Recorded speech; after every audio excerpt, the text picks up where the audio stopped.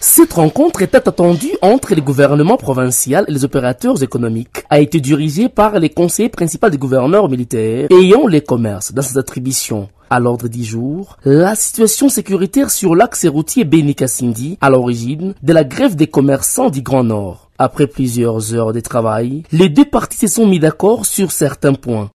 On s'est décidé d'aller ensemble avec le gouvernement provincial, et quelques opérateurs économiques aller à Beni, d'abord voir ceux-là qui ont été touchés, ceux qui ont subi ces pertes-là, pertes en vies humaines, pertes de marchandises, pertes de véhicules, d'abord aller leur présenter notre compassion.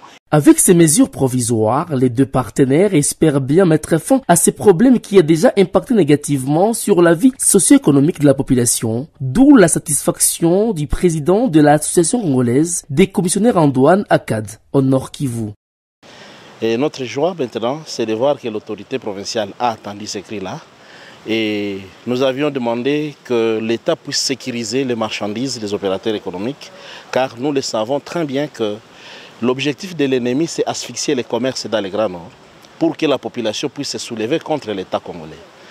Heureusement, le gouvernement vient de nous rassurer qu'il y a des mesures qui sont en train d'être prises pour que cette marchandise-là et les personnes puissent être bien sécurisées par les escortes et des patrouilles, et les patrouilles avec les forces de sécurité et les militaires qui sont dans la région.